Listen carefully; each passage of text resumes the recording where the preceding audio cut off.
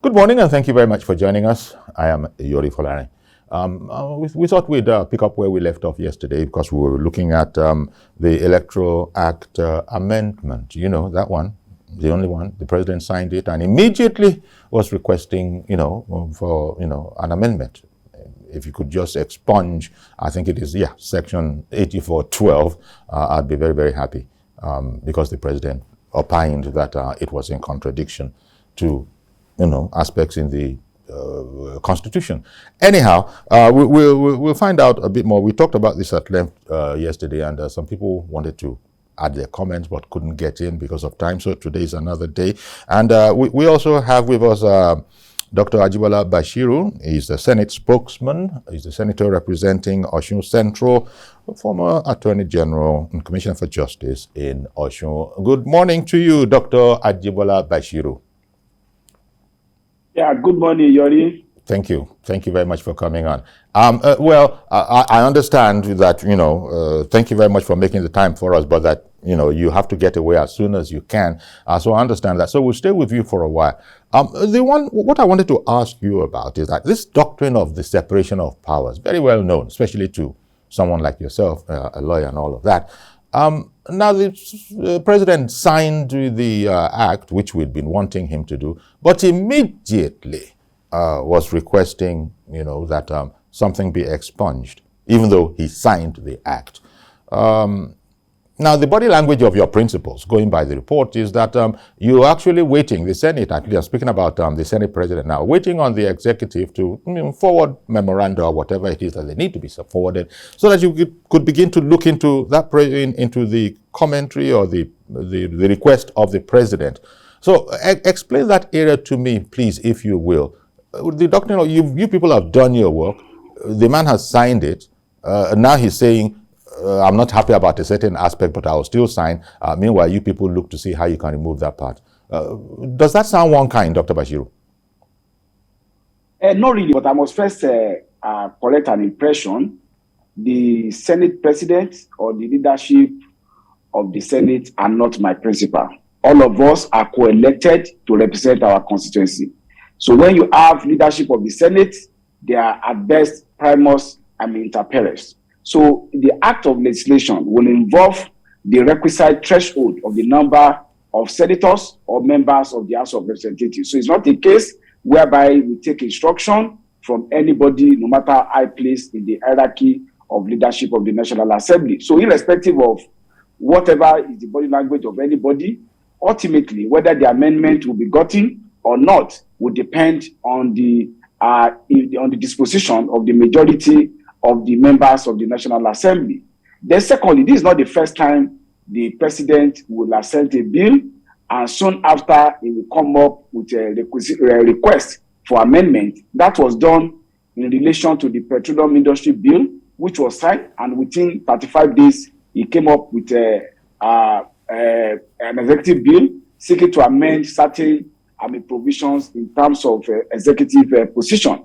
Then talking about his opinion, yes, it's good. Everybody is entitled to opinion. There's really no rigid separation of power. You will discover that the legislative making, even though by Section 4 of the Constitution, is vested in the legislative arm, but then the executive has a role to play, and that is why the question of assent by the president comes into being under sections 58 and 59, depending on the kind of bill that is involved. So there's really no rigid separation of power. You also discover power of appointment by the president. When he's making some appointments, is required to get the premature and consent of the legislative arm. And that is also why closely connected with the idea of separation of power is what is called checks and balances. So I guess the position of the Constitution of Nigeria is that in certain regards, the Constitution emphasizes some sort of understanding and mutual cooperation between the executive and legislative arm in carrying out certain fundamental tasks. One of such is making of the law, and another is making appointments that are fundamental under the Constitution or requisite law. Then on the opinion of Mr. President, I think there are two subsections in the section 54 that is being sought, to be amendment, I don't think by executive act, the president can expunge any provision. And as of now, what we have read is what the president has said in the speech while assenting. For the National Assembly to begin to take action, there must be a formal communication to the National Assembly, that is the President of the Senate, that's the Senate through the President of the Senate, and the House of Representatives through the Right Honorable Speaker. As I'm speaking, I don't know, I've not been to the plenary this morning, but maybe that communication has been made. So when that communication is made, it will now be a proposition of executive bill.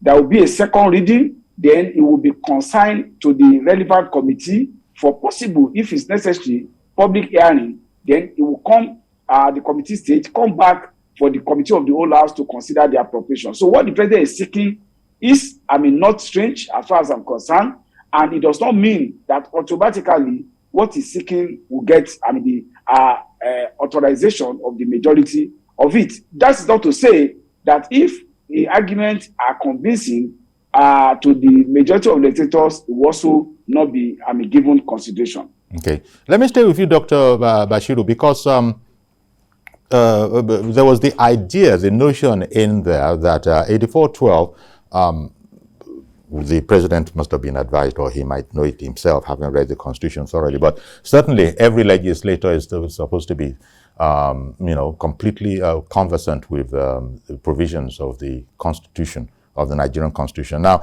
the president's opinion that 8412 actually is in conflict with aspects of the Constitution, considering that all you guys are legislators, which means, loosely speaking, one could say experts in the Constitution. How could that be, and what would be your commentary? No matter how highly placed the office of the President of Nigeria is, what he has expressed is his opinion, or at best, opinion given to him by his legal advisors. The National Assembly, so you cannot take whatever the President has said to be the gospel truth as to the interpretation and the effect of Section 8412. By the arrangement under our Constitution, the final authoritative pronouncement on any legislation or any executive act is vested by Section 6 of our Constitution in the court of the land. And at the best, I don't see Mr. President as the Supreme Court of Nigeria or as even a High Court judge for him to make authoritative pronouncement on constitutionality or otherwise. So what he has expressed is opinion based on possible legal advice he has gotten. And you also know that there can be as myriad as opinion when it comes to interpretation and effect of a particular provision.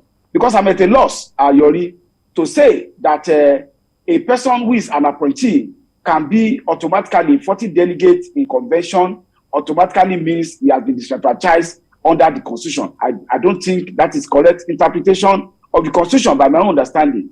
Similarly, too, the question of whether there could be an additional qualification to ensure that when you're an appointee, you ought to resign, that is also debatable. So that is why if law is cut and dry, white and black, I don't think what we need to do is to shut down our court so that everybody will come up with his legal opinion as to what is right or not. Why not taking a position already for the National Assembly? I think whatever communication the president wants to make, when he sends it to us, we'll also take legal advice from our legal advisors. We'll also look at it in view of our own understanding of the Constitution and see in what way those requests. But ultimately, some of those things that are being bandied as a constitutional opinion are basically political decisions, which possibly the National Assembly is being swayed to do. And I will tell you, one of the mischief that the National Assembly sought to cure by Section 8412 is a situation whereby the executive arm of government will overload the 14 delegates at National Convention. What do I mean? If an appointee of an executive branch can be an automatic delegate, it will mean that if you know that the ordinary statutory delegate and elected delegate may not go the way you want to go, then you can just, even as a matter of convenience, weeks before the convention, overload appointments and then ensure that they become 40 delegates at that election. So the contention of Mr. President, what you call opinion is at best for us still a contention. When we get the black and white letter from the president and suggested amendment, we will examine it and see whether it meets, the aspiration of ensuring that our democratic process is indeed not tilted towards the power that be. Okay. Now, Senator Bashiru, I have also in studio Comrade Ayodele Adewale, who is a party chieftain, an APC party chieftain, and a political affairs analyst. And let me just ask him, I'm reading opinions that a lot of people that are affected by the provisions of the new provisions of the Electoral Act were sort of caught pants down. And so there's some sort of disquiet now as a result of the provisions that, look, if you're a serving person in any level of governance, any level of public service, then you are ineligible not to be voted for or indeed to vote. The president, when he was signing, said there were excellent and revolutionary ideas, positive ones, in that act. He only complained about the 8412. Is it also your opinion, Comrade Ayodele, that this generally moves the whole electoral process forward? Well, first, let me thank you for the invite to participate in your program. As to whether some people were caught pants down with what had happened recently with the signing of that bill into law, I would say those who were caught pants down are people who were not following the proceeding at the National Assembly, because everything was left open. It was debated. Copies were thrown around. There were public hearings. So whoever that was caught pants down means that such a person was actually sleeping. On the issue of whether people can contest or not, I think that should be left for political parties to determine within their own political space. I still believe, very much believe, that legislative activities, executive activities to a point, should be guided with time. Whatever you do after such period of, say, after 4, can be something that you determine on your own. But that decision that the president is bringing up should be left for political parties to determine whether they will allow for people who are serving in the cabinet to be part of those who can vote or be voted for. Should be determined by them. We must separate party activities from governance, right? Because these are two different platforms.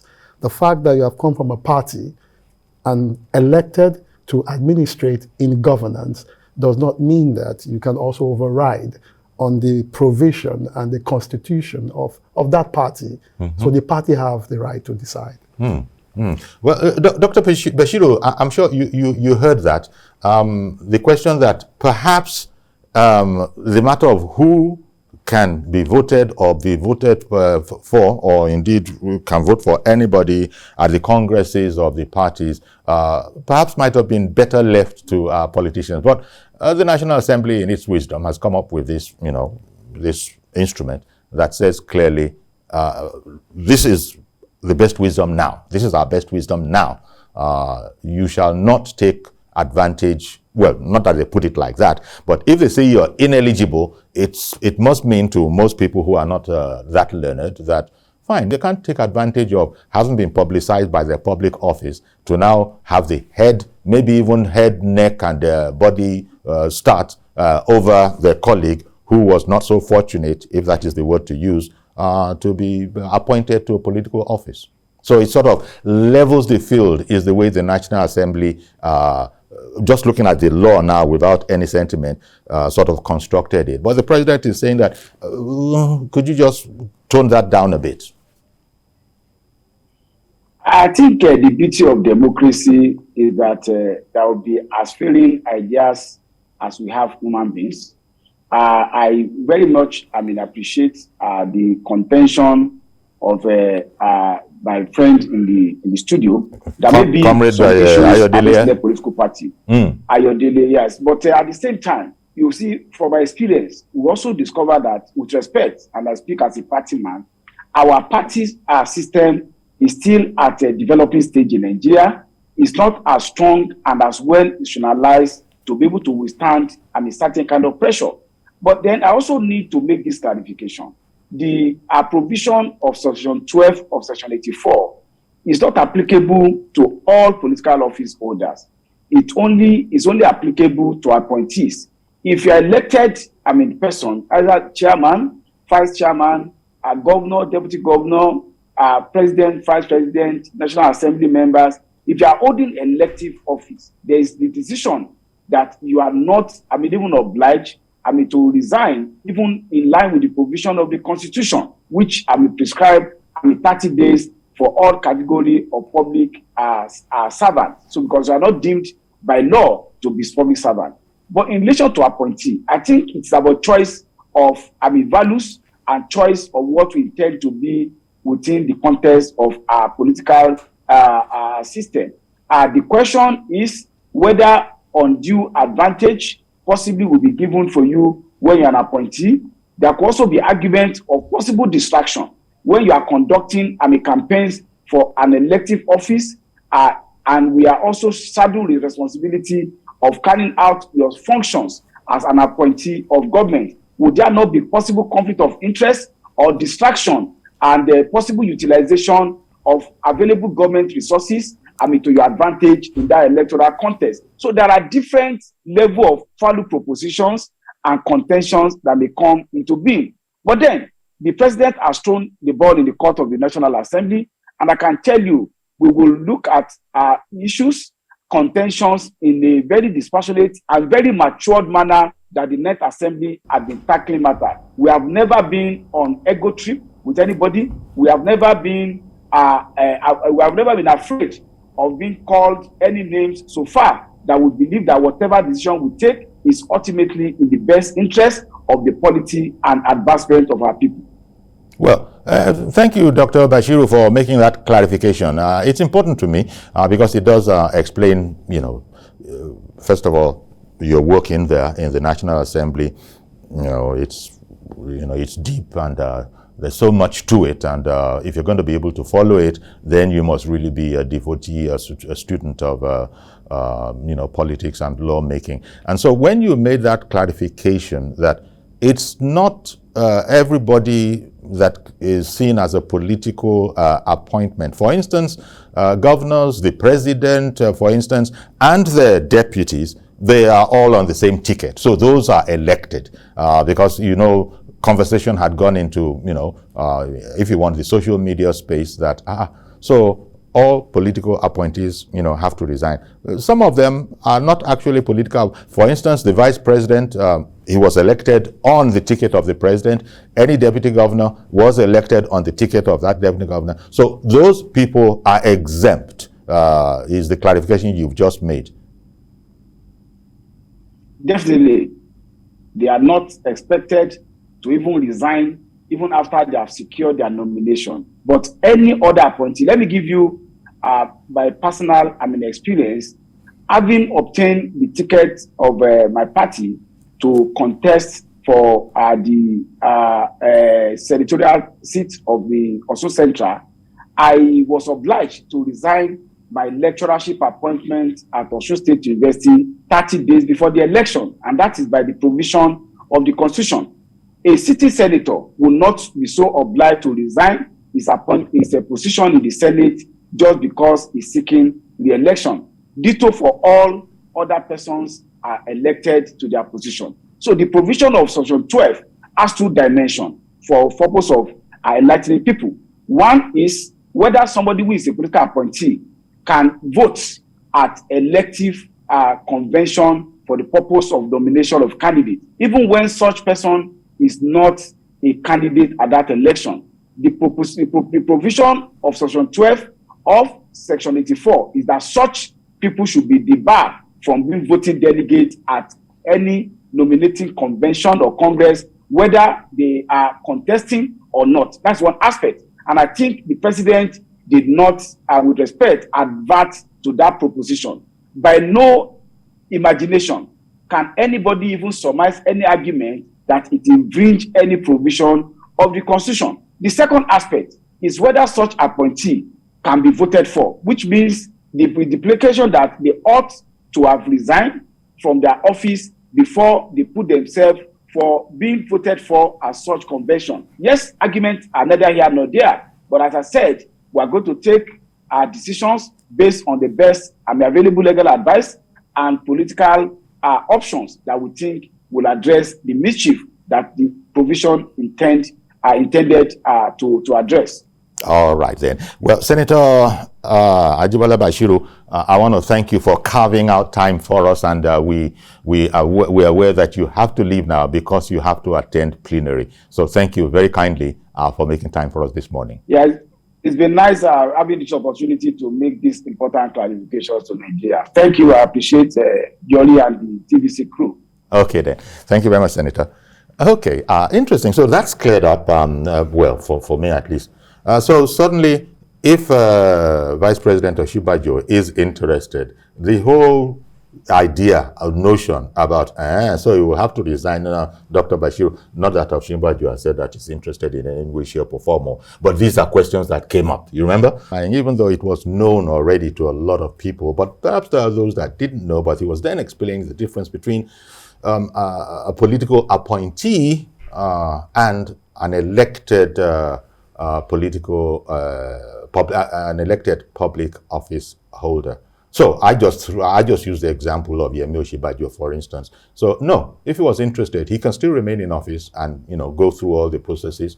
But that's according to the explanation we just got. For example, I just mentioned that name for example. But apparently he's not interested. Well, exactly. He's not interested because he hasn't said one word since, even though all sorts of people... He has just been doing his job as the vice president. He's just been going about his business. So but people continue to hold meetings and say he's the best man and all of that. But this difference that we've established now, it won't apply, for instance, to, again, some of those names that are in there. Emefiele, for instance, or Amechi, for instance. Emefiele is the central bank governor. Amechi is the Minister of Transportation. Those people have not said, to my hearing, that they're interested. They are not interested. So therefore, we can take it that it's the work of mischief makers. It can even be the work of the other opposing party. So if those people, for instance, according to this notion, which they have not stated themselves, were to be interested, no, they can't be. They can't be, right? But as you said, no, they can, but they have to say it. And they also have to resign. Well, the appointed one. Yes. You appointed a minister. Yes. You weren't elected as a minister. Yes. So and that's the difference between a minister and Professor Oshibajo, for example, who is on the same ticket as the president. But as we said, all of the three names that we've mentioned here, it's all speculation. Not one of them has said that they're interested. But what would the public discourse space in Nigeria be without all of these things?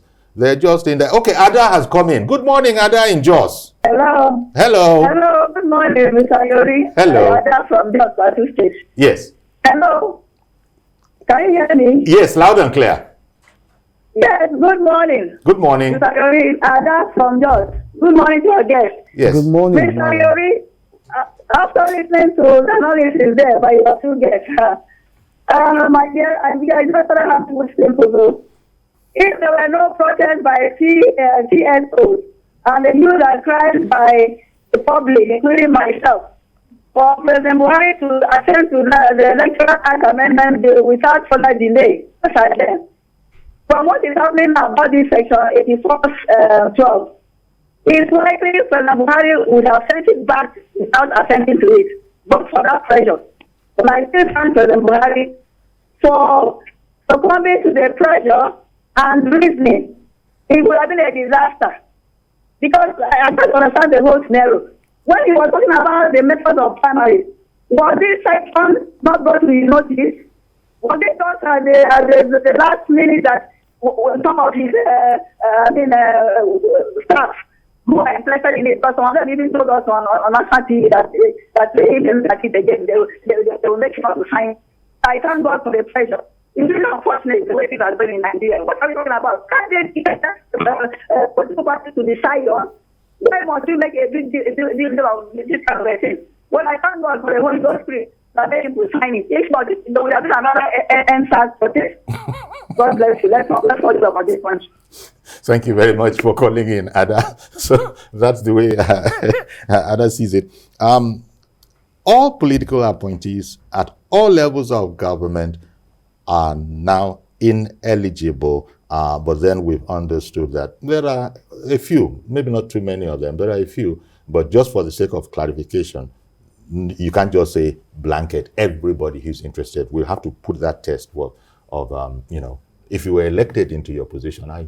Right now, I can't really think of someone who was elected. I mean, I've removed the governors and the president, but there's that clarification that Ajibola Bashiru did make. But when we were speaking before coming on air, your thrust seems to be.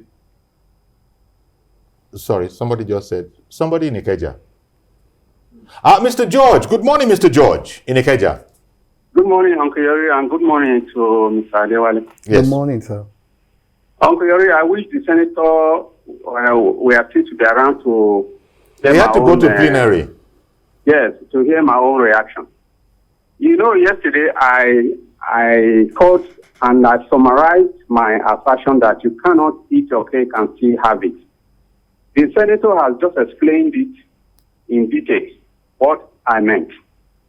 But my fear is that position of the lawmakers after the time they were making the law, which is very ideal.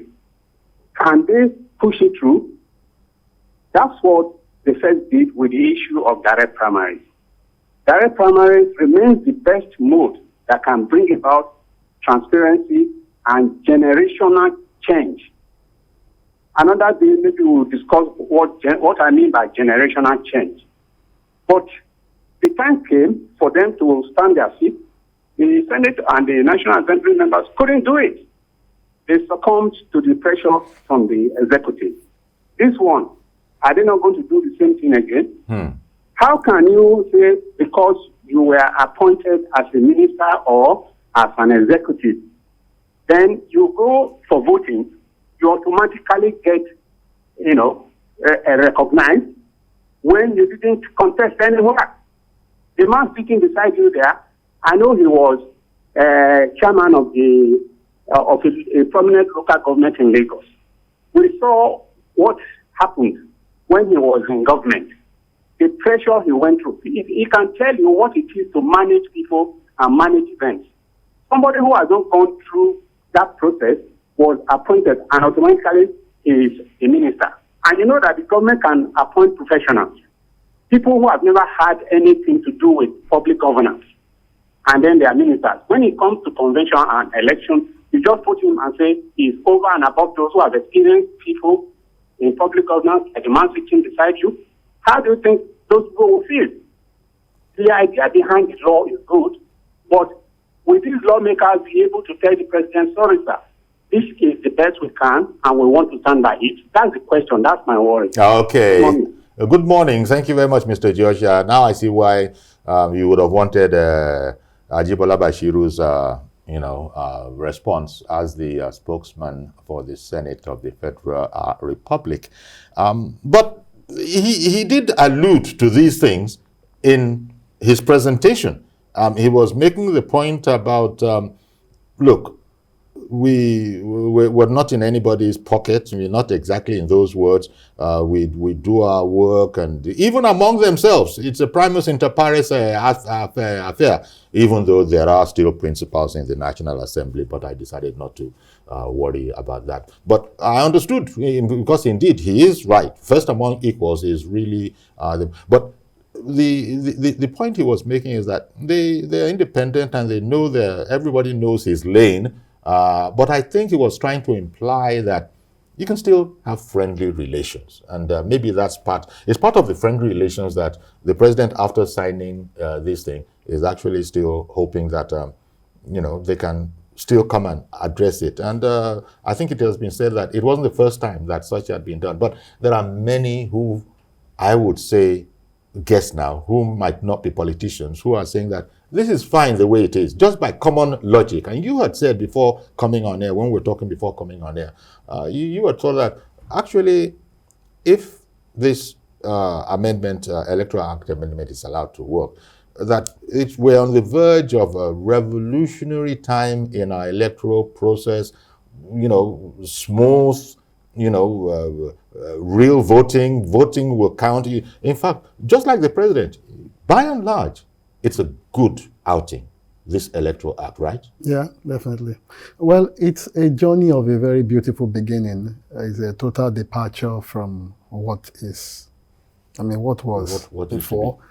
Because for INEC to be allowed to use technology, that would have removed a lot of misgiving within the electoral process, especially violence.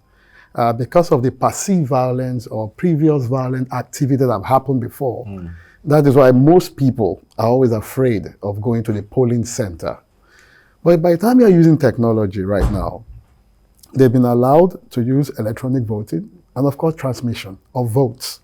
The next thing we would think that INEC would be working towards is to now develop different medium of casting your votes. For instance, we know that we do money transfer, billions, millions of naira in dollars and what have you, with the telephone. Now, if you can do it with the telephone, we also go to book for our visas using the telephone or whatever medium you want to use that is electronic. We can also agree that people can cast their votes using their telephone, their laptops, or whatever at the convenience of their space without going to the polling center, right? You would have removed violence or violence occurrence from it. Then you have more people participating. And so and they also will believe that their vote will count. Indeed. Once you can establish that, it is a very perfect way to working towards egalitarianism in our electoral process. Tony in Enugu, thank you for holding on. Good morning, sir. Good morning, Mr. Yori. How are you doing? Very well, thank you. Yeah. I'd like to add to the... Yeah. It's echoing. I'd like to add to the discussion going on. Please go ahead. Yeah. You see, in this country, I've come to realize that all is talk, not do. Now, it places an undue advantage for anybody that is appointed in government to now go to take advantage of another person. Let that be a level playing ground. Everybody should go back, as the lawyers will say, status quo ante. Let that be a level playing ground. Not because you appointed somebody, you now want to give him a chance more than the other person. It's not fair. But as we're saying it, no matter what you say, even the House of Representatives, the senators, the governors, and everybody, they all want to key in as it will suit them. This country is bleeding. What do we do? It's not just talk. I like your program. But the only thing is that I can't always get in to talk to you. Okay. Because there are certain things that I say, people keep talking. Okay. We don't like the country. There are a lot of things. The governance is totally bad. Yeah, but Tony, you know, by all this talking, we are contributing our own bit. They are hearing, they know that there's a very wide spectrum of opinion. So there's a sense in which, it's not worthless. Yeah, I'm not saying it's worthless. Are they really hearing, Yuri? Are they really hearing? Thank you very much for calling in, Tony.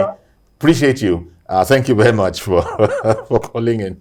It's an interesting point he makes. Of course they are hearing. People hear.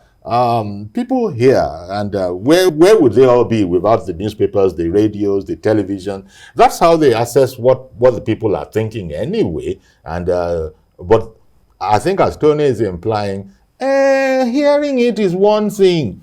Acting on it in call, because in Nigerians we have this specialization of being able to hear and not act on what you have heard. Just keep mute. Just be looking straight forward. We hope that it won't be like that. You're a politician yourself, so you appreciate what I'm saying. It is what happens on the political scene. Well, not all the time. Okay. And not as it seems. Even in war, people still go ahead to discuss. The Russian and the Ukrainians are talking, even while they're at war. We must learn the habit of debates.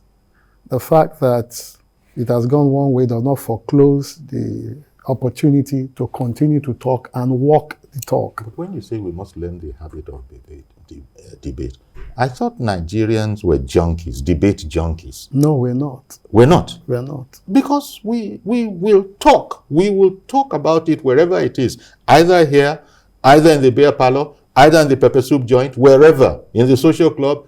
Whether we know enough about the subject matter or not does not inhibit us. That's the beauty of it. This is. The more you talk on certain issues, some people might pick it along the line. They might not understand the rudiments. For those who understand, we try to correct them. I take you back to the pre-1999 when the military was there. It was conscientious debates, discussion that helped us to aggregate the forces that drove away the military and all of that. So we must continue to talk about issues, and we must look at possible realistic way forward and put them forward, not just talking for the purpose of talking, but what is the way forward and how do we achieve a very logical point of conclusion that that will be amicably accepted by everyone. That is what we should be looking at. So, and as people say, the cliche that the longest journey, it always starts with the first step. I like this step. I don't know if it is the first. It might be the first of the first few steps. I don't know if it's the first, second, third, fourth. But this is definitely moving in a direction, and maybe that's why it couldn't have been signed before now. There was, apprehension, the implications. If I do this, what will be the implication? One implication you actually also, highlighted that if the president hadn't gone in that way, then there was the danger of being late with the timetable that has been set up. Definitely. Now INEC has announced, its own program of events so it can move. So at least the president has dodged that particular bullet. Nobody can come and say now that, if the president had signed in good enough time, then we wouldn't have had all this mess that we have. But in the meantime, Felix in Warri, good morning, sir. Felix in Warri? Yeah. Okay, Felix, go ahead, please. Okay. Don't mind the echo. Okay. Yeah. Very good morning, sir. Yeah, good morning. Hello? Hello? Felix, we have the howlback thing. We have the echo thing because of distance or whatever. So please speak. Don't listen to, the playback of your speak. And I think you've even gone altogether. Sorry about that, Felix. It was particularly bad on your call, even though we have this delay on other calls. So I think what I was saying before I had to go to Felix is that we've started this journey, can only get better. And in any case, Tony raised the point when he called in about the seeming fairness of this situation here. You also had spoken much earlier about, the transparency of it and the fact that this thing can now be scientific, so there's no doubt as to whether a vote was cast or not, assuming people don't hack systems and all of that. But by and large, I don't know that, unfortunately, I don't know that you can vote electronically with your phone anywhere, for example. It's an ideal. It's online voting. You can. Online voting can online indeed voting. be done. It is used in some countries. Definitely. Online voting. Definitely. Because you just have to use your national identity number. Okay. Then you use your INEC number. Those are the two major numbers that will be needed. Okay. And these things are also tied to your national hub. You understand? You can't duplicate. Secure. It's very secure. You can't duplicate it. We don't have the same numbers, apparently. Even in your bank, you have your code. You have your bank code, and those bank codes are not duplicated. and all of that. So you can always have access to cast your vote. And when you talk about journey, even when you start your journey initially, your legs are quite fit, but at intervals, you could get wobbled, and the major essence is for you to just correct your steps. And I think that is what has been happening in this journey for a very perfect electoral process. And we should just continue to look at those documents that we have as law and try to improve on it so that we can get it to a very contemporary, realistic height that will create a seamless process for us that is free, transparent, and which will guarantee confidence to the electorate. And in doing this, the Nigerian society would have been seen as one that is perfect or very near perfect. So those are sundry matters that all Nigerians need to look at and work towards. Somebody is calling in from Warri, but I didn't get the name. Yes, I'm calling from Benin. I'm still waiting. Oh, okay. From Benin. Give back from Benin. Okay, from Benin. Okay, yes. Good morning. Thank you for calling in. Go right ahead, please. Good morning, Uncle Yori. Good morning, sir. I just want to make a little contribution to the new Electoral Act. Yes. Yeah, can you hear me? We can hear you. Okay, fine. I'm making contribution about the new Electoral Act, the part of it that excludes some that is appointed political office holders voting during the primaries or some other things like that. Or congresses. And they have to resign 3 months, 30 days before the election itself. That's right. I am in support of it because if you look at what governors do, some governors issue letters of appointment to party members at political advisors and all sort of names, and they will be in their hundreds. Now, assuming that governor is seeking a second term in a convention where all those political appointees are given automatic ticket to qualify to come and vote, how will any member of the party be able to contest against such a governor? You all know what happened in Osun State between Electoral and Buhari.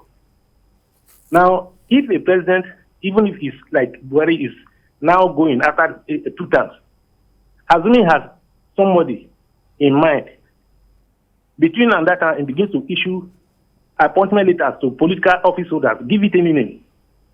Anyone he asks them to vote for, that's the person they vote for.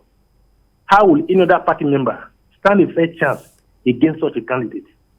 So whether a candidate is a sitting governor or president, if you allow that section that the appointed people cannot come and vote, who do you think they vote for? Is the one who appointed them. It's an unfair one. What the Senate or National Assembly has done is the best thing. Only all right, then. Okay. Were elected. All right. Well, thank you very much. Thank you very much for calling in. As I said, there's a bit more meat on the bone is why we came to it again, and we got an important sort of clarification that might not have been known to as many people as perhaps have now caught it now, that, if you're politically appointed, there will be certain restrictions, but then not all, if you were elected into your political position, it's not quite the same. But just as the gentleman and earlier some other people had expressed, they're very happy with this. They're very happy with this because it seems to address the doctrine of fairness. I know that politics can be a very, very complicated calculus. It's not just straightforward 2 + 2 = 4. There are other aspects to it. I'm just guessing, not that I know anything about what you political people do. But thank you very much, comrade, for coming along and contributing to this whole notion. I don't know. The National Assembly, I just don't want to say it. I'm not too clear. Did I get a feed that they were voting now on the matter? But let me just scratch that because I didn't get it clearly. But we can say that I have a notice here that the National Assembly has advised organized labor to direct its demand for LG, judiciary, and legislative autonomy to their state houses of assembly. We'll just leave it at that. Well, thank you very much for being with us today. Please join us tomorrow for a fresh edition. And so, I mustn't forget to say thanks, first of all, to Comrade Ayodele Adiwale, and also Senate spokesman Dr. Ajibola Basuru, who was on the program earlier. Join us tomorrow for a fresh edition. I am Yori Folani. Bye-bye for now.